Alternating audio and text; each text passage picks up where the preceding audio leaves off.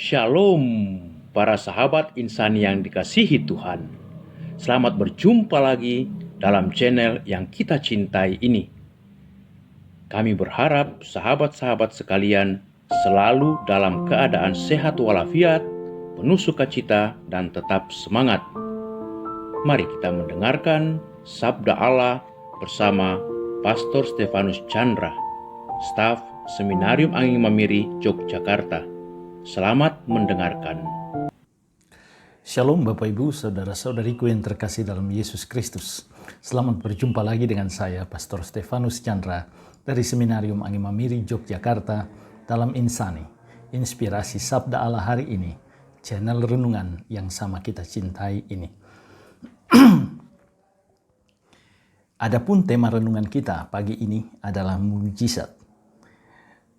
Bapak Ibu, saudara-saudariku yang terkasih, adapun perikopa yang menjadi landasan permenungan kita hari ini 20 Juli 2020 adalah perikopa Injil Matius pasal 12 ayat 38 sampai 42. Mari pertama-tama sebelum kita membacakan bersama, kita buka dengan doa. Dalam nama Bapa dan Putra dan Roh Kudus. Ya Yesus yang baik, selamat pagi. Terima kasih untuk hari baru ini.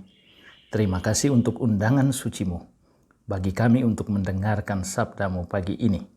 Kemuliaan bagi-Mu bersama Bapa dan Roh Kudus, Allah memerintah, kini dan sepanjang masa. Tanda Yunus. Pada waktu itu, berkatalah beberapa ahli Taurat dan orang Farisi kepada Yesus, "Guru, kami ingin melihat suatu tanda daripadamu." Tetapi jawabnya kepada mereka, "Angkatan yang jahat dan tidak setia ini menuntut suatu tanda, tetapi kepada mereka tidak akan diberikan suatu tanda selain tanda Nabi Yunus. Sebab seperti Yunus tinggal di dalam perut ikan 3 hari 3 malam, demikian juga Anak Manusia akan tinggal di dalam rahim bumi 3 hari 3 malam. Pada waktu penghakiman, orang-orang Ninive akan bangkit bersama angkatan ini dan menghukumnya juga. Sebab orang-orang Ninive itu bertobat setelah mendengar pemberitaan Yunus. Dan sesungguhnya yang ada di sini lebih daripada Yunus." Pada waktu penghakiman, ratu dari selatan itu akan bangkit bersama angkatan ini, dan ia akan menghukumnya juga. Sebab ratu ini datang dari ujung bumi untuk mendengar hikmat Salomo, dan sesungguhnya yang ada di sini lebih daripada Salomo.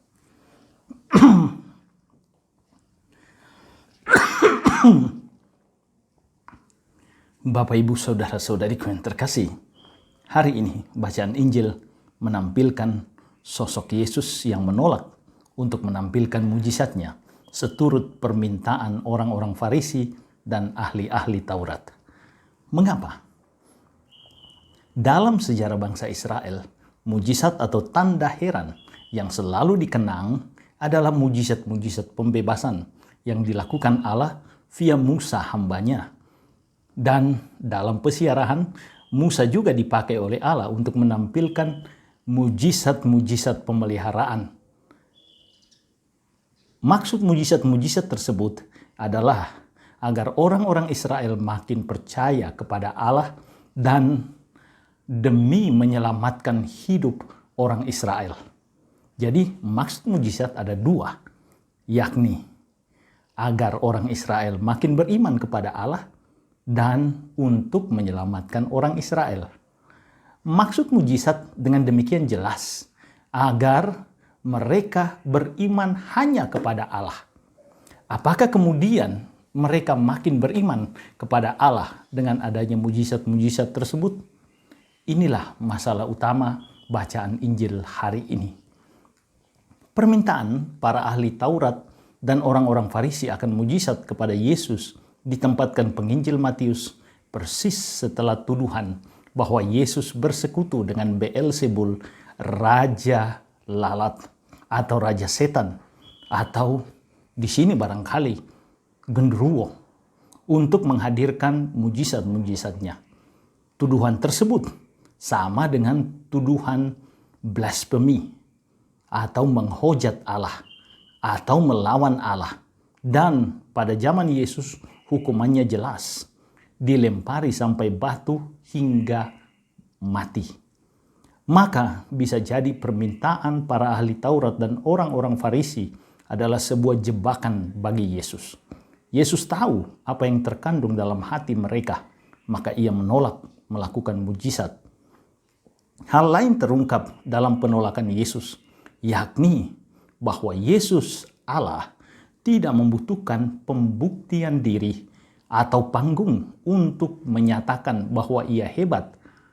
Yesus melakukan mujizat bukan untuk pamer kehebatan, tetapi untuk menyelamatkan dan membuat orang Israel percaya akan kehadiran Allah dalam Yesus Kristus. Hal tersebut terungkap dalam pernyataan Yesus dalam nubuat Yunus bagi orang-orang Ninive yang terbuka bagi pewartaan Nabi Yunus. Keterbukaan yang sama diungkapkan juga oleh Ratu Sheba dari selatan. Ratu ini berasal dari Ethiopia yang datang mencari hikmat atau keselamatan melalui Raja Salomo. Penolakan Yesus untuk melakukan mujizat adalah sebuah teguran keras bagi orang-orang Farisi, ahli-ahli Taurat, serta orang Israel kebanyakan pada zaman itu akan ketertutupan hati mereka bagi kehadiran Allah dalam Yesus Kristus. Pesannya sungguh jelas bagi kita. Allah selalu menghadirkan mujizat-mujizatnya bagi kita. Apakah kita makin percaya, makin beriman kepada Allah dalam Yesus Kristus dengan kehadiran mujizat-mujizatnya dalam hidup kita? Mujizat adalah undangan Yesus untuk beriman kepadanya sebagai Allah. Jika Yesus menghadirkan mujizat, maka ia adalah Allah yang mengundang kita untuk percaya dan berpasrah kepadanya. Tuhan Yesus memberkati. Dalam nama Bapa dan Putra dan Roh Kudus. Ya Yesus yang baik, buatlah kami makin percaya kepadamu, makin berpasrah kepadamu dalam seluruh hari hidup kami. Terima kasih Engkau selalu hadir, memberi kami kehidupan melalui mujizat-mujizat-Mu yang luar biasa. Bantulah kami untuk selalu dan makin beriman kepadamu, demi Kristus, Tuhan dan pengantara kami. Amin. Tuhan sertamu. Berkat Allah turun melimpah atas saudaraku sekalian, Bapa, Putra, dan Roh Kudus. Terima kasih buat sahabat-sahabatku yang dengan setia mendengarkan sabda Allah bersama Pastor Stefanus Chandra. Saya, Pastor Marcel Lolotandung, mengucapkan berlimpah terima kasih kepada Pastor Stefanus Chandra. Semoga Pastor bersama rekan-rekan staf dan para frater serta segenap penghuni Seminarium Angin Mamiri Yogyakarta selalu diberkati Tuhan dalam setiap aktivitas dan pelayanannya. Amin.